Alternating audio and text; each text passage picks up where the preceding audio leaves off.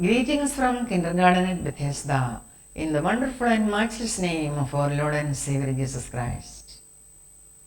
Dear sisters and brothers, ദൈവം തൻ്റെ സൃഷ്ടികളായ ജനങ്ങളെ പരിപാലിക്കുവാൻ അധികാരങ്ങൾ നൽകി അവരുടെ മേലാക്കി വച്ചിരിക്കുന്ന അധികാരസ്ഥർക്ക് വേണ്ടിയുള്ള തിരുവചന ഭാഗങ്ങളാണ് നാം ഇന്ന് പഠിക്കുവാൻ പോകുന്നത്.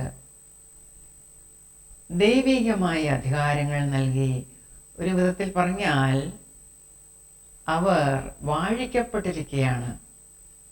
അതിനാൽ തന്നെ അവരുടെ മിനിസ്ട്രി ഒരു ഓർഡെയിൻഡ് മിനിസ്ട്രിയാണ്. Ordained ministry, call to serve, not for glory. ഇതാണ് നമ്മുടെ പഠന വിഷയം. ദൈവം അവർക്ക് അധികാരങ്ങൾ നൽകിയിരിക്കുന്നത് ജനങ്ങളെ ശുശ്രൂഷിക്കുവാനാണ്, സ്വയം മഹത്വമെടുക്കുവാനല്ല. ഇന്ന് നാം കാണുന്ന അധികാരത്തിലിരിക്കുന്ന പല മിനിസ്റ്റേഴ്സും അവർ ദൈവത്താൽ വിളിക്കപ്പെട്ടവരല്ല, നിയോഗിക്കപ്പെട്ടവരല്ല. ദൈവത്താൽ തിരഞ്ഞെടുക്കപ്പെട്ടവളായിരിക്കണം ഒരു മിനിസ്റ്റർ അഥവാ ശുശ്രൂഷകൻ, ഒരു അധികാരസ്ഥൻ.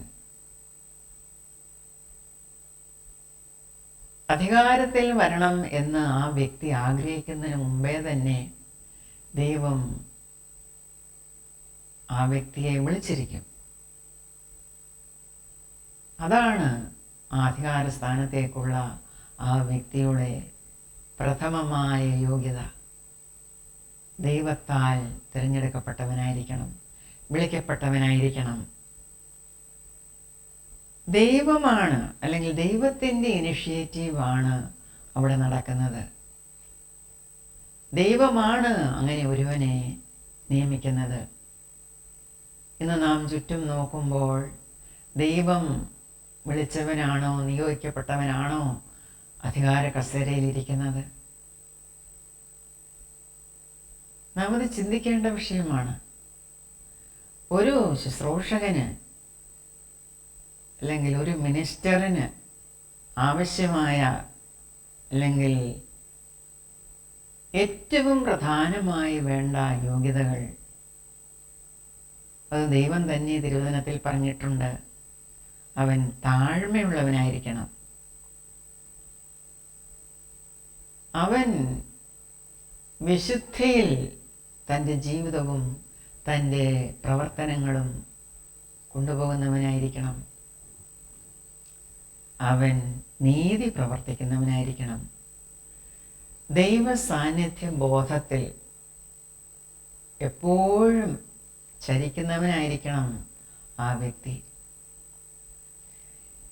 യേശുക്രിസ്തുവിൻ്റെ നിസ്വാർത്ഥമായ ശുശ്രൂഷയാണ് അങ്ങനെയുള്ളവർ ജനത്തിന് നൽകേണ്ടത്. അതായിരിക്കണം അവരുടെ മോഡൽ. അവർ ചെയ്യുന്ന പ്രവൃത്തികൾ യേശുക്രിസ്തു ചെയ്തതുപോലെയുള്ള പ്രവൃത്തികളായിരിക്കണം. നിസ്വാർത്ഥ സേവനം. മഹത്വമെടുക്കുന്നതിന് വേണ്ടിയാകരുത് അവർ ആ സ്ഥാനത്ത് ആയിരിക്കുന്നത്. യേശു വന്നത് ജനത്തെ വീണ്ടെടുക്കുവാനാണ്.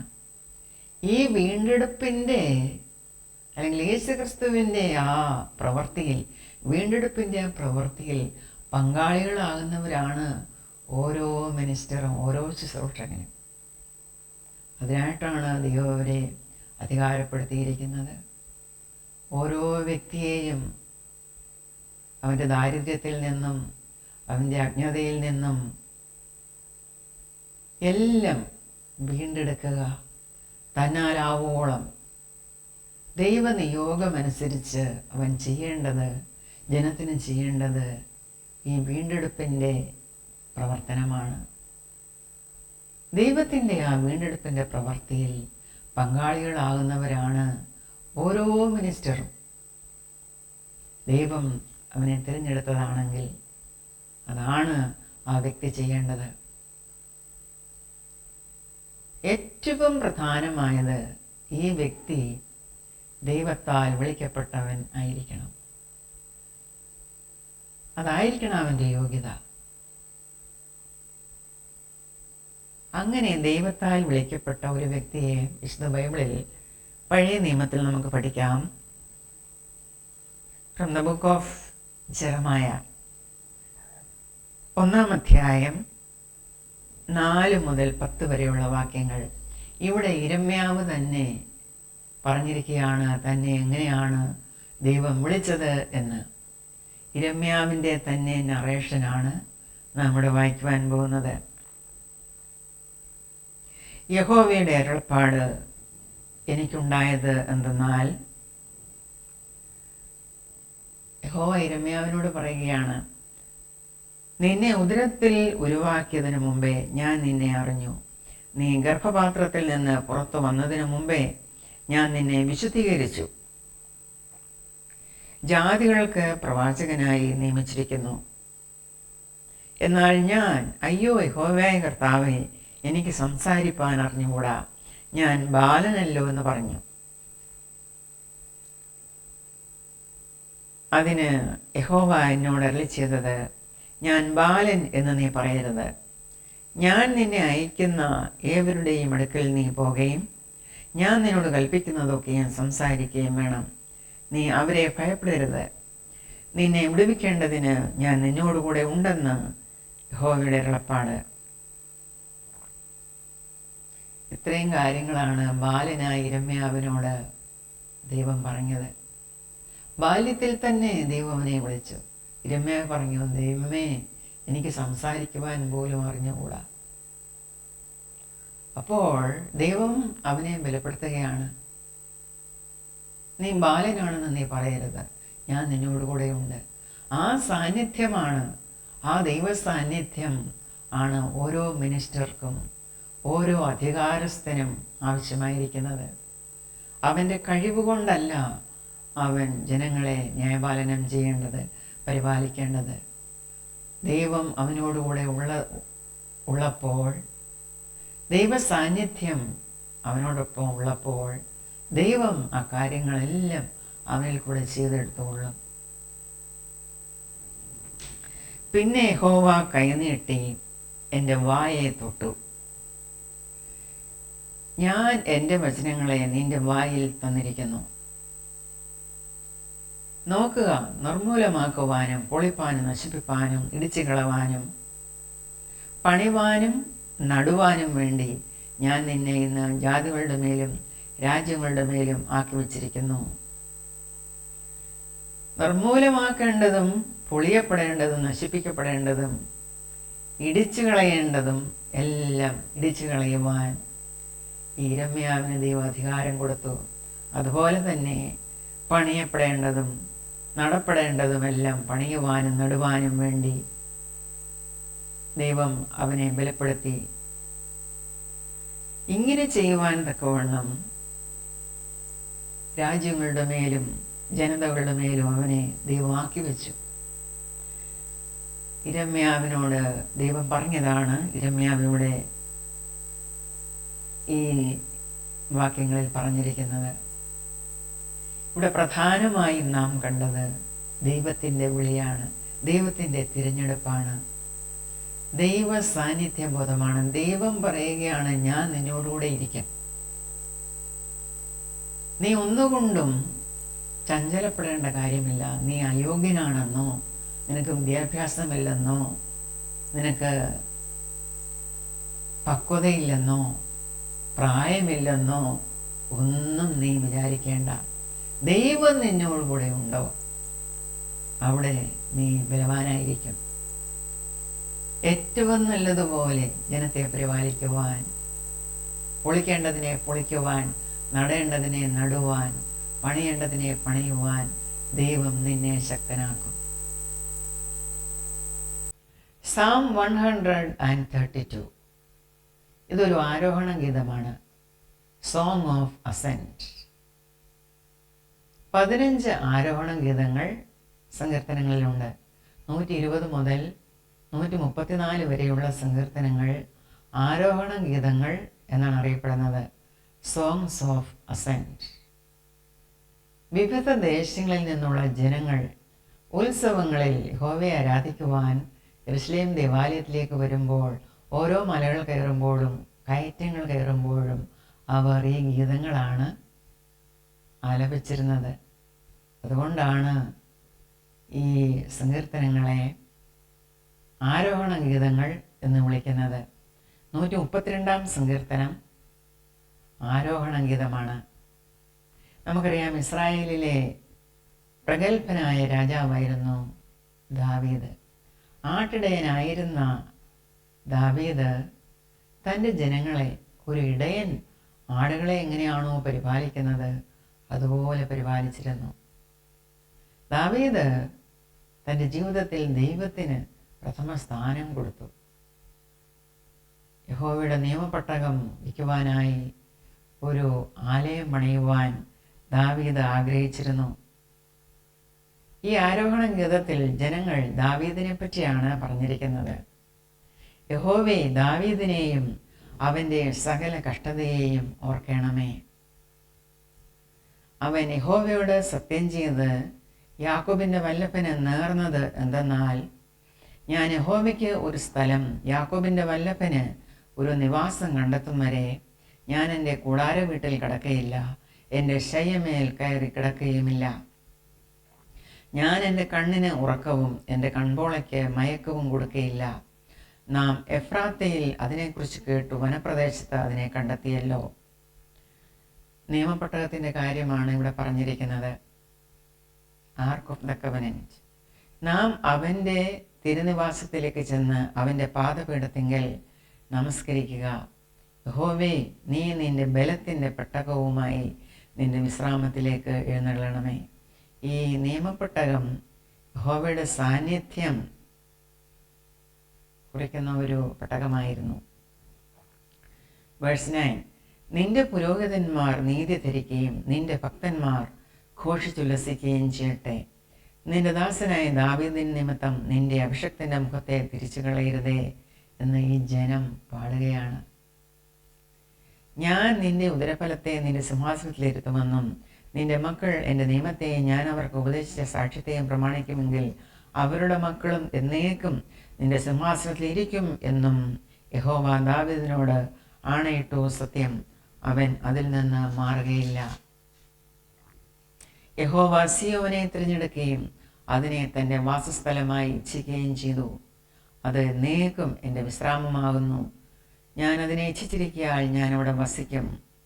അതിലെ ആഹാരം ഞാൻ സമൃദ്ധിയായി അനുഗ്രഹിക്കും. അതിലെ ദരിദ്രന്മാർക്ക് അപ്പം കൊണ്ട് തൃപ്തി വരുത്തും. അതിലെ പുരോഹിതന്മാരെയും രക്ഷ ധരിപ്പിക്കും. അതിലെ ഭക്തന്മാർ ഘോഷിച്ചുല്ലസിക്കും. അവിടെ ഞാൻ ദാവീദിന് ഒരു കൊമ്പ് മുളപ്പിക്കും. എൻ്റെ അഭിഷക്തന് ഒരു ദീപം ഒരുക്കിയിട്ടുമുണ്ട്. ഞാൻ അവൻ്റെ ശത്രുക്കളെ ലജ്ജ ധരിപ്പിക്കും. അവൻ്റെ തലയിലോ കിരീടം ശോഭിക്കും. യഹോവ ദാവീദിനോട് സത്യം ചെയ്ത കാര്യമാണ്, നിന്റെ സിംഹാസനത്തിലിരിക്കുവാൻ ഒരു പ്രജ ഇല്ലാതെ വരികയില്ല. ആത്യന്തികമായി ആ ദാവീദിൻ്റെ സിംഹാസനത്തിൽ നമ്മുടെ കർത്താവായ യേശു ക്രിസ്തു ഇരിക്കും. അതാണ് ഇവിടെ പറയുന്നത്. യഹോവ സിയോനെ തിരഞ്ഞെടുത്തിരിക്കുകയാണ്. അതിനെ തൻ്റെ വാസസ്ഥലമായി ഇച്ഛിക്കുകയും ചെയ്തിരിക്കുകയാണ്. അത് എന്നേക്കും എൻ്റെ വിശ്രാമമാകുന്നു. ഞാൻ അതിനെ ഇച്ഛിച്ചിരിക്കാൻ ഞാൻ അവിടെ വസിക്കും എന്നാണ് ദൈവം പറഞ്ഞിരിക്കുന്നത്. അപ്പോൾ യെരുശലേം തലസ്ഥാനമാക്കിക്കൊണ്ട് നമ്മുടെ കർത്താവ് ഈ ഭൂമിയെ വാഴുവാൻ വരുന്നു. ദൈവത്തിന് പ്രഥമ സ്ഥാനം കൊടുത്തുകൊണ്ടുള്ള ഒരു ഭരണാധികാരി ആയിരുന്നു, ഒരു മിനിസ്റ്റർ ആയിരുന്നു ഈ ദാവീദ്. അതാണ് ഈ സങ്കീർത്തനത്തിൽ നമുക്ക് കാണുവാൻ കഴിയുന്നത്. തൻ്റെ എല്ലാ നിലവുകളിലും തൻ്റെ എല്ലാ ചെയ്തികളിലും എല്ലാ പ്രവൃത്തിയിലും ദൈവത്തിന് ദാവീദ് മുഖ്യസ്ഥാനം കൊടുത്തു. ഒരു അധികാരി, ഒരു ഭരണാധികാരി, ഒരു മിനിസ്റ്റർ എങ്ങനെയായിരിക്കണം എന്ന് ഈ സങ്കീർത്തനത്തിൽ നാം കണ്ടു. ദൈവമില്ലാത്ത അഥവാ സത്യദൈവത്തെ തിരിച്ചറിയാത്ത ജാതികളുടെ അധിപന്മാർ, വേൾഡ്ലി ലീഡേഴ്സ് എങ്ങനെയാണ് ജനങ്ങളോട് ഇടപെടുന്നത് എന്ന് യേശുക്രിസ്തു പറഞ്ഞിരിക്കുന്നതായി വിശുദ്ധനായ മത്തായി ശ്ലീഹ രേഖപ്പെടുത്തിയിരിക്കുന്നു. Chapter 20 versus 25 onwards. ജാതികളുടെ അധിപന്മാർ അവരിൽ കർത്തൃത്വം ചെയ്യുന്നു എന്നും മഹത്തുക്കൾ അവരുടെ മേൽ അധികാരം നടത്തുന്നു എന്നും നിങ്ങൾ അറിയുന്നു. അതായത് worldly leaders rules dum with domination and authority. നിങ്ങളോ അങ്ങനെ ചെയ്യരുത്. നിങ്ങളിൽ മഹാനാകുവാൻ ഇച്ഛിക്കുന്നവനെല്ലാം നിങ്ങളുടെ ശുശ്രൂഷക്കാരൻ ആകണം. നിങ്ങളിൽ ഒന്നാമനാകുവാൻ ഇച്ഛിക്കുന്നവനെല്ലാം നിങ്ങളുടെ ദാസനാകണം. മനുഷ്യപുത്രൻ അഥവാ യേശുക്രിസ്തു ശുശ്രൂഷ ചെയ്യിപ്പാനല്ല, ശുശ്രൂഷിപ്പാനും അനേകർക്ക് വേണ്ടി തൻ്റെ ജീവനെ മറുവിലയായി കൊടുപ്പാനും വന്നതുപോലെ തന്നെ. തുടർന്ന് വിശുദ്ധനായ പത്രോസ്ലീഹ തൻ്റെ ലേഖനത്തിൽ എന്താണ് ഇതേപ്പറ്റി പറഞ്ഞിരിക്കുന്നതെന്ന് നോക്കാം. 1 Peter chapter 5 verses 1-4. പത്രോസ് അപ്പോസ്തലൻ യേശുക്രിസ്തുവിനോടൊപ്പം സഞ്ചരിച്ചവനായിരുന്നു. യേശുക്രിസ്തുവിൻ്റെ കഷ്ടാനുഭവത്തിന് സാക്ഷിയായിരുന്നു. മറുരൂപമലയിൽ യേശുക്രിസ്തുവിൻ്റെ തേജസ്കരണം കണ്ടവനായിരുന്നു. ഇടയനായിരിക്കുന്ന പത്രോസ്ലീഹ കൂട്ട് ഇടയന്മാരോട് അഥവാ കൂട്ട് മൂപ്പന്മാരോട് എന്താണ് പറഞ്ഞിരിക്കുന്നതെന്ന് നമുക്ക് വായിക്കാം. നിങ്ങളിലുള്ള മൂപ്പന്മാരെ ഒരു കൂട്ടുമൂപ്പനും ക്രിസ്തുവിൻ്റെ കഷ്ടാനുഭവത്തിന് സാക്ഷിയും വെളിപ്പെടുവാനുള്ള തേജസ്സിന് കൂട്ടാളിയുമായി ഞാൻ പ്രബോധിപ്പിക്കുന്നത്. ഇവിടെ മൂപ്പൻ എന്ന് പറഞ്ഞിരിക്കുന്നത് എൽഡറാണ്, അഥവാ പ്രസ്ബിറ്റർ അഥവാ പാസ്റ്റർ. നിങ്ങളുടെ വിചാരണയിലുള്ള ദൈവത്തിൻ്റെ ആട്ടിൻകൂട്ടത്തെ മേയിച്ചുകൊള്ളുവീൻ. നിർബന്ധത്താലല്ല, ദൈവത്തിന് ഹിതമാം വണ്ണം മനഃപൂർവമായും ദൂരാഗ്രഹത്തോടെയല്ല, ഉന്മേഷത്തോടെയും അവരുടെ മേൽ കർത്തൃത്വം നടത്തുന്നവരായിട്ടല്ല, ആട്ടിൻകൂട്ടത്തിന് മാതൃകകളായി തീർന്നും കൊണ്ട് അധ്യക്ഷത ചെയ്യുവീൻ. ഇവിടെ ആട്ടിൻകൂട്ടം എന്ന് പറഞ്ഞിരിക്കുന്നത് ദൈവജനത്തെ പറ്റിയാണ്.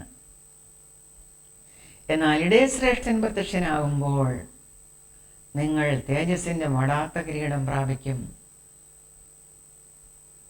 ഇടയശ്രേഷ്ഠനായ യേശുക്രിസ്തു പ്രത്യക്ഷനാകുമ്പോൾ, അതായത് യേശുക്രിസ്തുവിൻ്റെ രണ്ടാമത്തെ വരവിൽ നമുക്ക് ലഭിക്കുവാൻ പോകുന്നത് എന്താണ്? തേജസ്സിൻ്റെ വാടാത്ത കിരീടമാണ്. ഒലിവിൻ്റെ ഇല കൊണ്ടുണ്ടാക്കിയ വാടുന്ന കിരീടമല്ല, വാടാത്ത കിരീടമാകുന്ന തേജസ്കരണം. പത്രോസ് അപ്പോസ്തലൻ ആദ്യമേ പറഞ്ഞു, വെളിപ്പെടുവാനുള്ള തേജസ്സിന് കൂട്ടാളിയായ പത്രോസ്ലീഹയാണ് ഇത് പറഞ്ഞിരിക്കുന്നത്. ഇടയശ്രേഷ്ഠൻ പ്രത്യക്ഷനാകുമ്പോൾ അവൻ്റെ തേജസ് പോലെ നാമും തേജസ്കരിക്കപ്പെടും. അതാണ് നാം പ്രാപിക്കുവാൻ പോകുന്നത്, അതാണ് നമുക്ക് ലഭിക്കുവാൻ പോകുന്നത്. പ്രിയ സഹോദരങ്ങളെ, നമ്മുടെ ജീവിതത്തെയും നമ്മുടെ കൈകളെയും കാലുകളെയും നമ്മുടെ ശബ്ദത്തെയും നമ്മുടെ ബുദ്ധിയെയും എല്ലാം നമുക്ക് ദൈവത്തിന് സമർപ്പിക്കാം. Take my life and let it be consecrated, Lord, to thee. നമുക്ക് പാടാം. Take my life and let it be consecrated, Lord, to thee. Take my moments and my days, let them flow in ceaseless praise, let them flow in ceaseless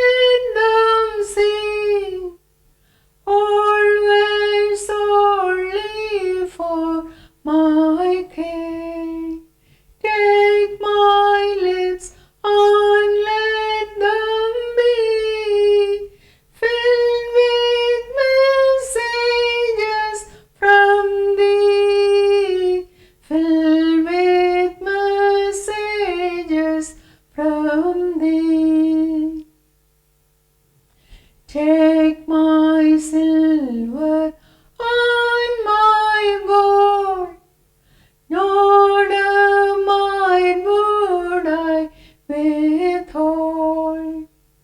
Take my talent and use every power as thou shalt choose. Every power as thou shalt choose. Take my will and make it thine. It shall be no longer mine. Take my heart, it is thine own. It shall be thy royal throne. It shall be thy royal throne. Take my love, my Lord, I pour at thy feet its precious store.